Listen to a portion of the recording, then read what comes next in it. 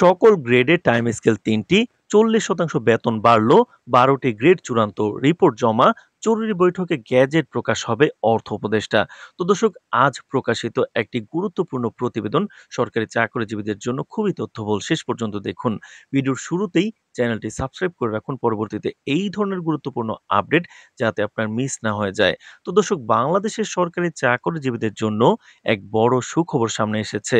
সকল গ্রেডে time scale ৩টি এবং বিশেষভাবে প্রতিটি গ্রেডে বেতন বৃদ্ধির ঘোষণা করা হয়েছে। সরকারি কর্মকর্তা ও কর্মচারীদের দীর্ঘ প্রতীক্ষার অবসান ঘটাতে চলেছে এই পরিবর্তন।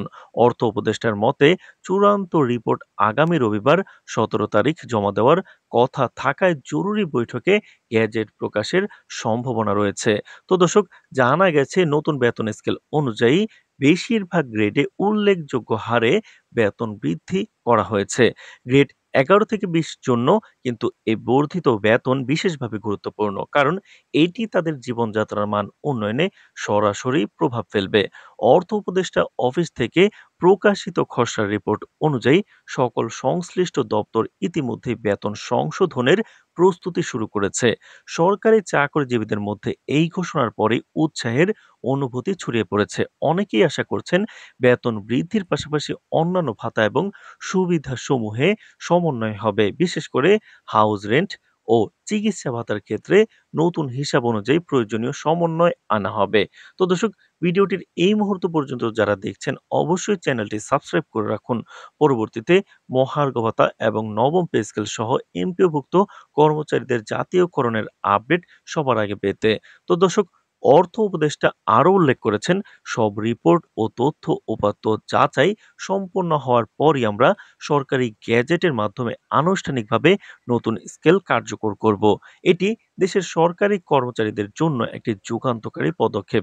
এই ঘোষণার ফলে সরকারি চাকরিজীবীদের মধ্যে দীর্ঘদিন ধরে চলা উদ্বেগ কমবে এবং নতুন বেতন কাঠামো বাস্তবায়নের মাধ্যমে তাদের আর্থিক স্থিতিশীলতা বৃদ্ধি পাবে। সরকারি সূত্র জানিয়েছে, বেতন বৃদ্ধির পাশাপাশি টাইম স্কেল ৩টি করার ফলে কর্মচারীরা দীর্ঘ সময় ধরে কাজ করার জন্য আরও উৎসাহী হবেন। এতে অভিজ্ঞ কর্মী ধরে রাখার ক্ষেত্রে সরকারের পক্ষে সুবিধা হবে। এছাড়াও বিভিন্ন অফিস ও দপ্তরের নতুন নিয়ম অনুযায়ী কার্যক্রম ত্বরান্বিত হবে এবং প্রশাসনিক কাজের স্বচ্ছতা ও দক্ষতা বৃদ্ধি পাবে। এই নতুন বেতন কাঠামো কার্যকর হওয়ার পর আগামী সপ্তাহ থেকে সরকারি দপ্তরগুলোতে কর্মচারীরা নতুন বেতন ও ভাতা পাওয়া শুরু করবেন।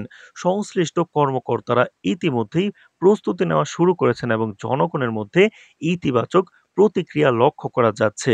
দেশের সরকারি চাকরিজীবীদের জন্য এটি নিঃসন্দেহে একটি বড় সুখবর এবং দীর্ঘ প্রতীক্ষিত পদক্ষেপ।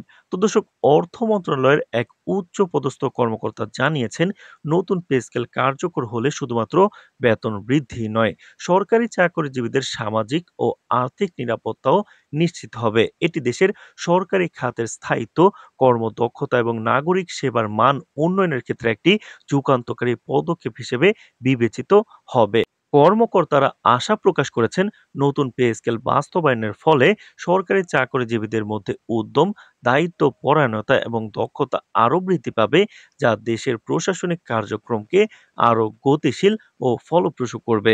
তো দর্শক, ভিডিওটির এই মুহূর্ত পর্যন্ত যারা দেখছেন অবশ্যই চ্যানেলটি সাবস্ক্রাইব করে রাখুন। পরবর্তীতে মহার্ঘ ভাতা এবং নবম পে স্কেলের সবশেষ আপডেট সবার আগে পেতে। তো দর্শক, এই পে স্কেলের মাধ্যমে সরকারি কর্মীরা শুধু নিজের আর্থিক নিরাপত্তা পাবেন না, বরং দেশের অর্থনৈতিক বৃদ্ধিতে এবং সরকারি সেবা প্রদানে সরাসরি অবদান রাখবেন। এটি দীর্ঘমেয়াদী কর্ম পরিকল্পনার অংশ হিসেবে সরকারি খাতের উন্নয়ন, কর্মীদের জীবন মান বৃদ্ধি এবং দেশের সামগ্রিক প্রগতিতে গুরুত্বপূর্ণ ভূমিকা রাখবে।